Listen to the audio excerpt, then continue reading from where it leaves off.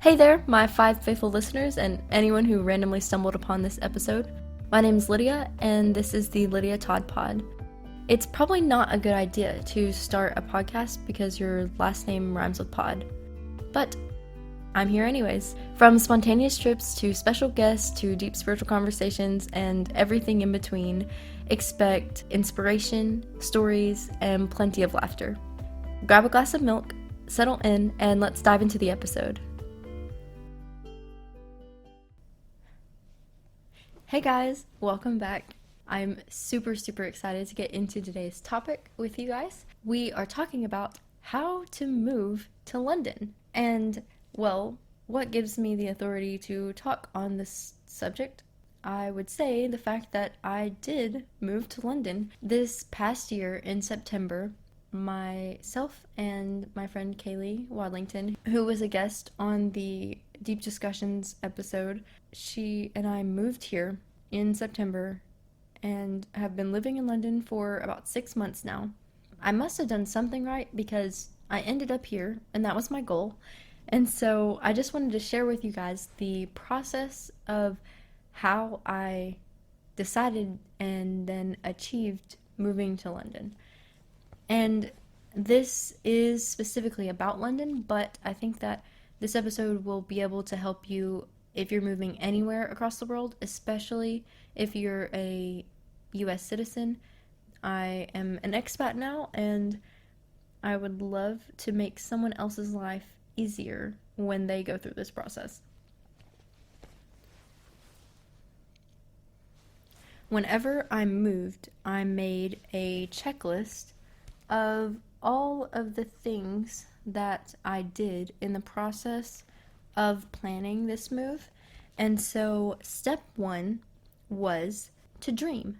And yeah, this might sound silly because if you're listening to this, then you might already be pondering and already be researching and already be into the process of moving. But for anyone who has not already considered moving somewhere, the first step in moving is to dream about where to go.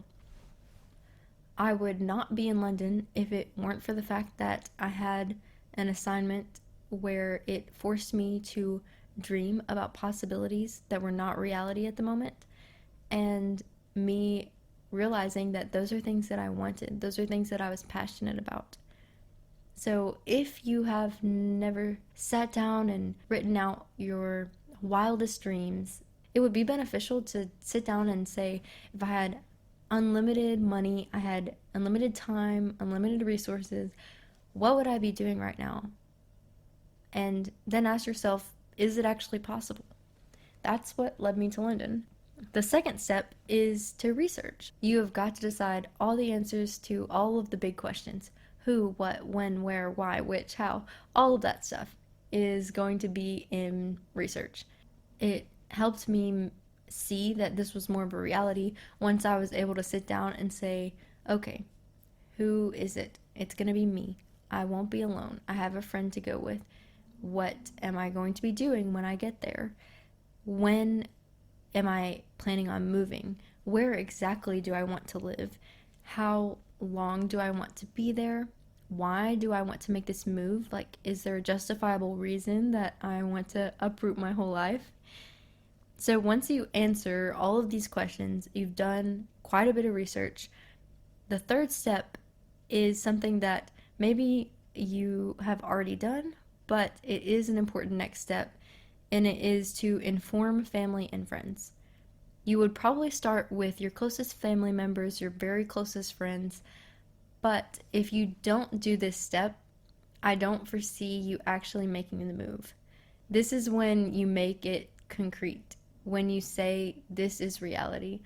When you tell your friend, I think this is actually happening. It's like when you have a crush and you don't vocalize it, and then finally you tell your best friend, I think I like this person. That's when it becomes real, when you can feel it outside of yourself. So tell some family, tell some friends, even if you don't tell everyone yet, just so that you are able to be held accountable for your decisions, so that they can ask you questions and maybe make you consider some aspects that you hadn't yet, and so that they can give you support, because this is a whole process. All of these steps I'm putting are in consecutive order. So the reason why I wrote these in this order is because there are certain things that need to be done sooner rather than later. So that step 4 is apply for jobs or schools. If you're moving somewhere, you're either going to be working there or you're going to be going to school there. I am a student and Kaylee is working, but we had to start applying for stuff way in advance. For me to be even eligible to get a visa, I had to already be approved by the school that I was going to attend. I'm getting my master's here in London. And so what I did was I applied to maybe five or six different schools in the London area that had the program that I was interested in. So you need to apply for the jobs that you want or the schools that you want to go to, and let that be an earlier rather than later decision, because some visas will require you to already have a job lined up or to already have a school acceptance letter for you to be able to apply or begin the visa process. Step 5 is, I guess, not necessary. You could definitely skip this step and still make it happen, but you would make your experience a lot harder and a lot lonelier. So step 5 is to network. You want to reach out to friends and family, reach out to anyone that you know that might have contacts in the place you're wanting to move to. This is crucial because community is such a big part of our lives. Like, we want and crave relationship. And so if you move to a new place and you don't know anyone, you don't have any friends, that is so hard. If you reach out to your friends and family, maybe they've visited that place before and have made connections. Or maybe they know someone who knows someone who knows someone that can get you someone's email there that you can use to connect with them ahead of time. This made our move so much smoother. We ended up making some connections with some Christians in London who were actually the ones who volunteered to take us from the airport to our place that we moved into.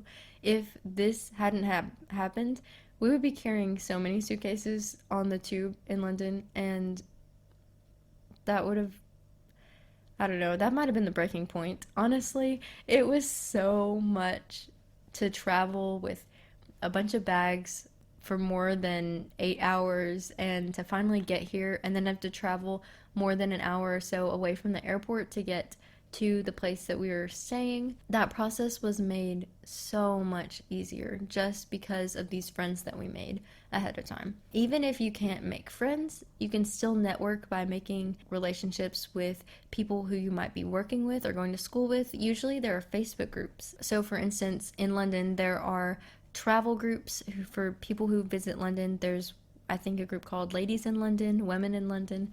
All of these groups are things that I joined ahead of time, and then I was able to connect. So people will post and say, hey, I'm starting a book club. Who wants to join? Or, hey, I had a couple reservations for this concert and dinner, but I had to cancel. Does anyone want them? I'll give them away for free.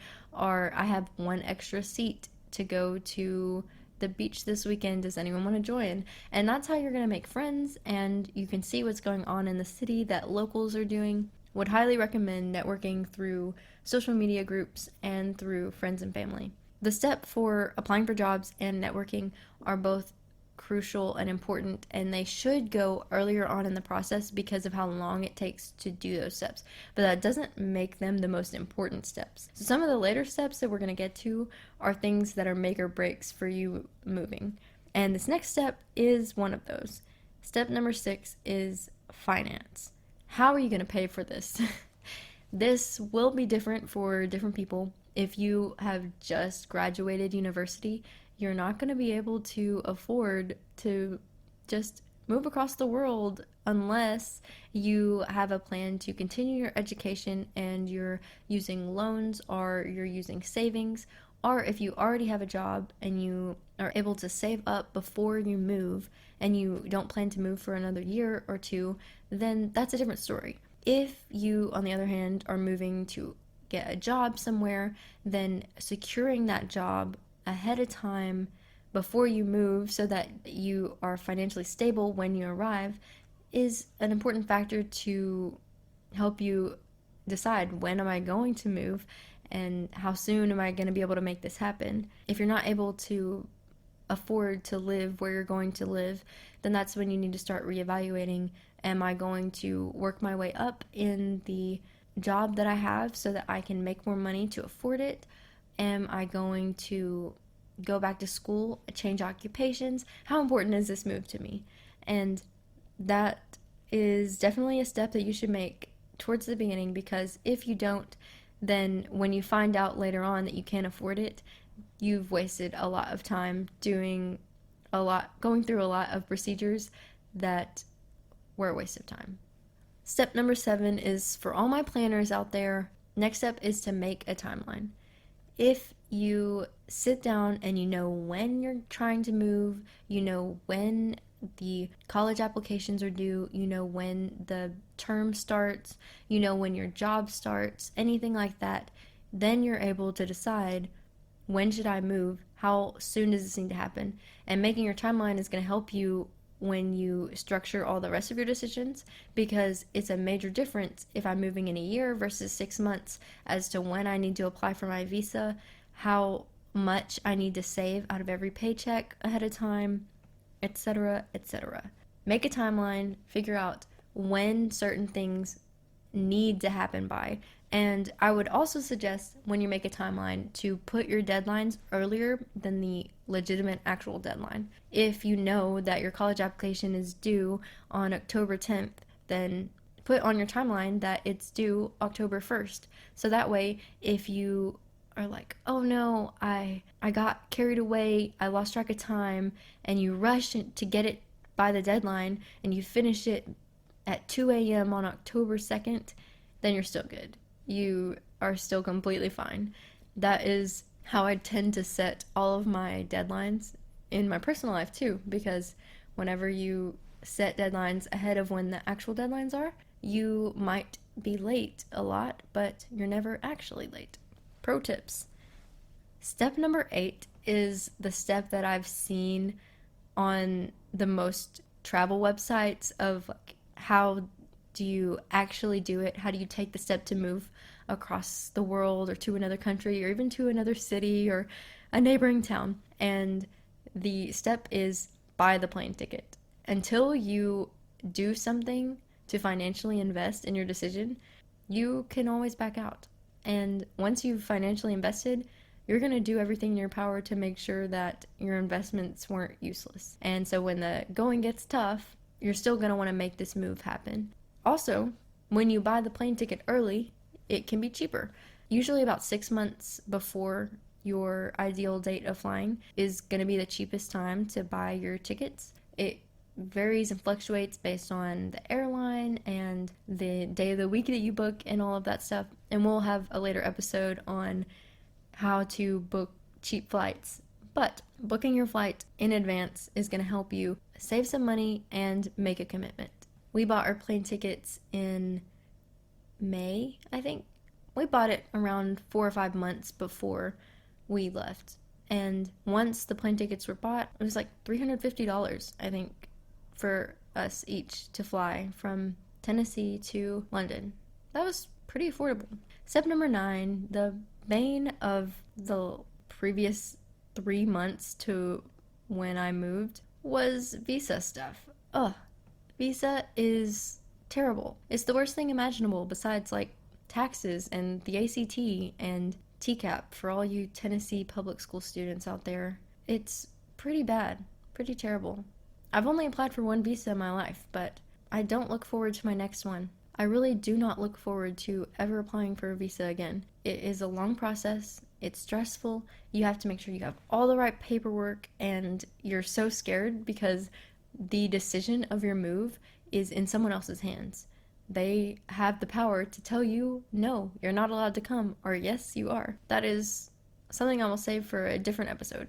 Visas are a whole topic. Whenever you have bought your plane ticket, you should apply for your visa. I know that this is the next step, but depending on how far ahead you're planning, you may not be able to apply for your visa yet. You oftentimes can't apply more than a year or so before your move, am sure it depends based on what country you're moving to and where you're moving from. I had to apply at least 3 months in advance because it can take a while to get the response for your visa, and you can't go until your visa is approved.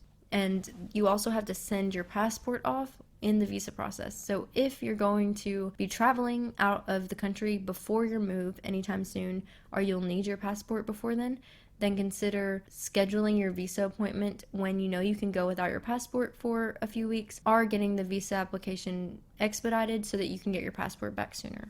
Step 10 is an optional endeavor, but it's something that I wish I had done, and it's to visit your place that you're moving to on vacation ahead of time. This will help your move so much in just giving you ease, in just giving you local knowledge and comfort in the location. There's a lot of things that you'll learn when you visit a place for the first time, and it's already a lot when you move somewhere. And so combining the feelings of a new place with a new home is a lot to deal with at once. And so if you can avoid that, if at all possible, go to the place before you are going to move. If you're moving in 2 years, then maybe a year before your move, go visit the place for a week vacation. You won't regret it, and it'll help motivate you, to get excited about your move. I was not able to do this, but it would have been really beneficial to do that. Step 11 is another hard step, but very necessary. Find housing. You may be in the situation, depending on the city you move to, where housing is just not something you can find until you get there. This is why going on a vacation there ahead of time is going to be helpful, because you can make an appointment with some real estate people locally, or ask around and figure out, how do people get housing around here? How do people find what is available, and how fast does the market move? That was a difficulty for us moving to London, because the market moves super fast. One day it is posted, and 2 days later it already has been taken off the market. We ended up using a couple different apps that we found worked really well. Spare Room is one of them, where you can search for houses in the UK, and it is where we ended up finding our place, which is an absolute perfect place. But we didn't find this place until 1 week before we moved. So not everyone is that lucky. Some people will not be able to find it, need to make housing arrangements for when you arrive, whether you find an apartment or someplace to rent before you get here, or you make plans and already make reservations to stay in an Airbnb or a hotel or something for the first few weeks, maybe few months, until you're able to move into a more permanent place. The sooner you start looking for housing, maybe the sooner you'll be able to find it. And I wish you all the best in finding your housing. Step 12 is to migrate your medical, banking, and insurance services. So if you are moving to a place that has different requirements or different legal rules about insurance, then you're going to have to look into that, figure out if they have a universal health care, or if you're going to have to get a private one. I'm sure that the place that you are from, you have a healthcare or an insurance provider, but they don't cover you globally, so you're going to have to get a new provider. Here in the UK, we have universal healthcare, so part of my visa application was paying for my taxes that would pay for my healthcare, and so it was a really easy process, but that won't be the case in every country. Your medical stuff, you should probably go to your doctor and ask them to print off any list of medications you have, any ailments or anything, get them notarized or signed by your doctor to prove that you have the right to any prescriptions you have. Make sure that you have enough of anything that you have prescribed, so that whenever you come to the new place, before you're able to find a new doctor, you can still get by if you have any medications or anything. I brought all of mine in my checked luggage here, and so I was fine for the foreseeable future until I was able to get here and get a doctor. If you have any things like eyeglasses, prescriptions and stuff, make sure that you know the prescription and everything, so that you're able to use that. Like if you're here and you need a new pair of glasses, you're going to need that information. And just think about all of the medical stuff that you do in your home normally, so that you're able to do that in your new home. And with banking information, you are probably going to have to get a new bank. I had to open a bank account when I got here because I had to have a proof of residence, meaning a tenancy agreement or a statement from my school or something like that. And so I wasn't able to apply for my bank account until I moved here. Some places will not allow you to make a bank account until you've been a resident for a couple years. And so that would be something to do research on. Are there any banks available in the place that you're moving to where you can open an account if you just moved there? And if not, what are your international or online banking options? There's a couple that I will suggest whenever we talk about money and travel in a later episode. Some to look into for really good global services are anything that has a Visa card, because Visa is accepted practically universally. Step 13 is to pick your daily transportation. What I mean by this is when you move, you are going to have to get around somehow. If that is by driving, then you need to figure out, how am I going to get a vehicle in this new country? Am I going to ship my car overseas? Am I even allowed to do that? How can I legally drive in this place? Does my license work, or do I have to apply for a new license in this country? Do I have to take a driving test? How much does that cost? These are all things you have to consider. I don't drive in this country, although I legally can. I take public transportation, so that is also an option. You can take buses, trams, tubes, trains, all the T's. Oh, and 1B bus. Yeah, so you can take all the public transportation, and you should figure out what is most cost effective. If you're looking into getting a car, do you have to have car insurance to drive? And this will also help you in figuring out housing. Do you need a place to park in the place that you get? This is where a lot of the steps start intertwining, where one decision affects other decisions. And so it's good to think about all of these at the beginning in your planning process. Step 14 is to decide what you're bringing and how you're bringing it. If you are planning on moving your whole house, including your king-size bed, and your cat is coming, and you're bringing your kids and your wife and your 3 dressers that have been passed down for generations, if you're bringing all that stuff, you probably need to get a shipping container, and that costs money and it takes time. And so you're going to have to be willing to do without whatever's in that shipping container for a month to even a couple months. If you're moving long term, this may be the best bet, so that you can have all of the things and not have to buy new things when you get there. If it's a more short-term thing, you might consider putting a lot of your things in storage or selling them to have more money to use when you get there.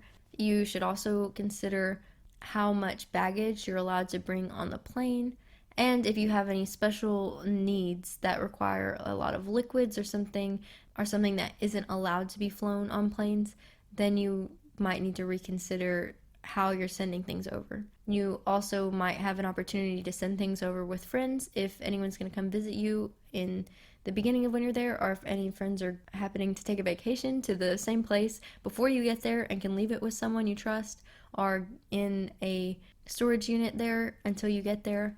These are all different options to consider, and it's important to know what you're going to bring so you know how much luggage do I need? Do I need to buy some new suitcases before I move? And what am I willing to do without or get rid of before I move? Step 15 is kind of a hard one for me as a young person who recently graduated from college.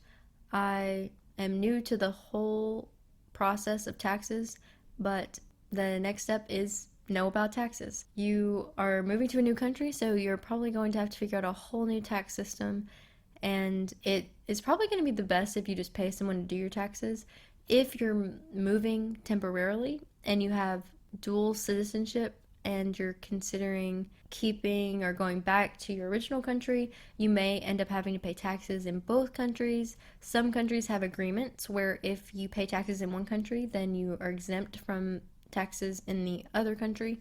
So doing the research on all of that, maybe paying someone who knows a lot about international laws and taxes to figure that out for you is something to consider. This is what makes moving a little more difficult for those of us who are younger and are new to the whole doing life by yourself thing anyways. I just decided I was going to make every big change possible all at once in my life by not only moving out on my own, getting my own place, and learning how to do, groceries, bills, taxes, life, all of that stuff.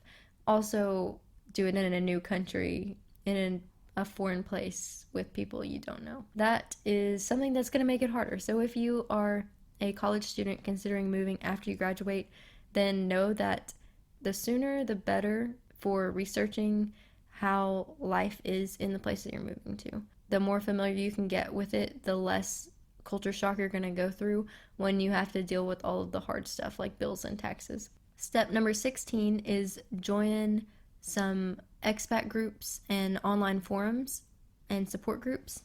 It is so crucial to get support when you are moving to a new place, when you might not know anyone.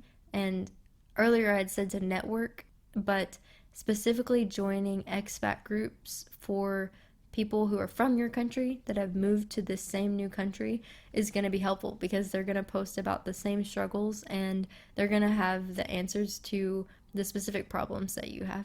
Step 17 is to prepare for your new job or a new school. If you ever start a new job or attend a new school, there's a lot of things you have to do, like figure out your classes, figure out how you're going to be getting to work, look at the supplies you're going to need to do your job or do your assignments. Do I need a new backpack? Am I equipped with the right technology to get the work done? All of these things that you would do for a normal job or normal school, you need to do for foreign job and foreign school. Start preparing for your job, for your education, so that whenever you get there, you're not thrown by all of the requirements that the school or the work is throwing at you. Make sure that you're prepared and ready to take on the job. It'll be really easy to get fixated on the move and to forget about the thing that you're going to be doing once you've moved. So don't forget about this step. Step 18 is arrange for a new phone plan. This can be done once you get there. Just make sure that the phone that you bring, if you're going to use the same phone, that you're not going to get crazy international charges. Make sure that you've worked out some kind of international plan ahead of time if you're going to use it the first couple days or weeks that you're in the new country. And this is something you can research online ahead of time. Just look at different local plans that are available that are cheap. Here in London, I pay way less than I did in the States for a phone plan. I pay £12 a month for 26 gigabytes, which is plenty. And I get 5G and roaming and stuff, and so there may be cheap options. And this is something that you will consider when you're budgeting, when you're thinking about how much money do I need to sustain myself when I move to this place.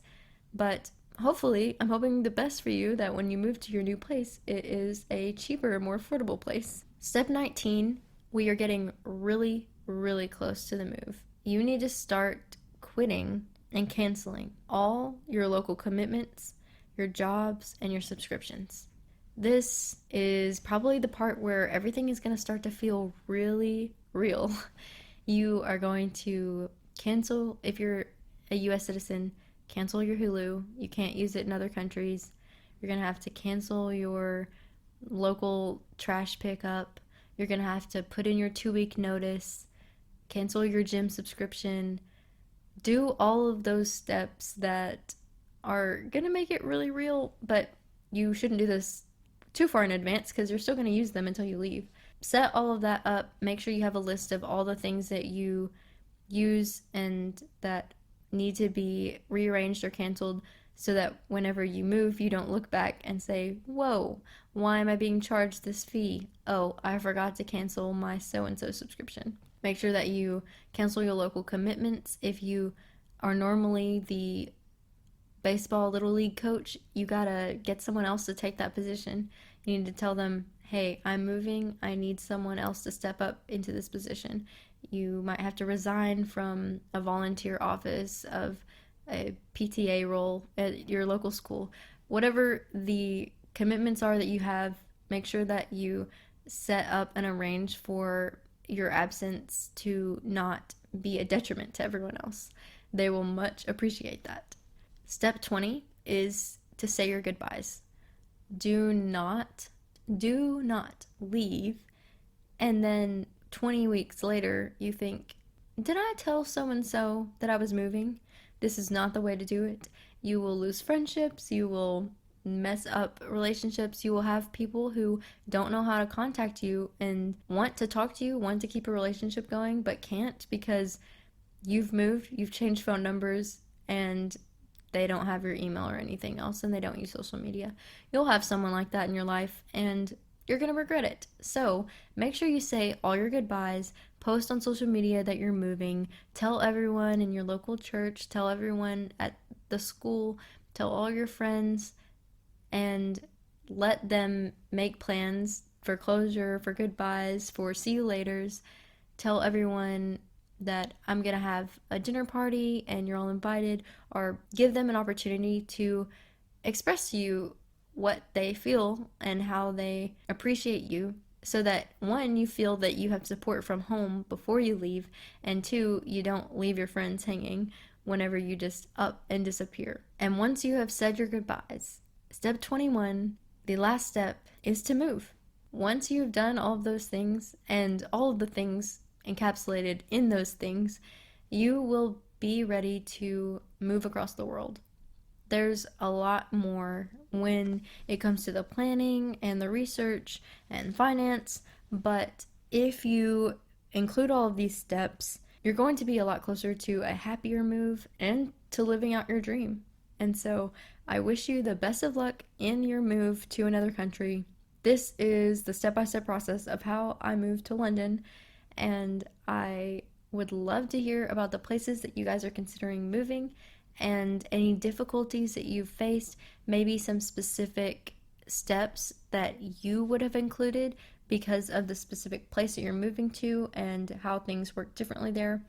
Anything else? I probably left off a couple things, but these are the main steps that I took that made my move to London possible. I hope that you gained some insight from this. If you're not moving anywhere, I hope that you at least got a good laugh of thinking of all of the work that went into this move. And if nothing else, you know how difficult of a process it is to move, and you can be there to support your friends when they choose to do this.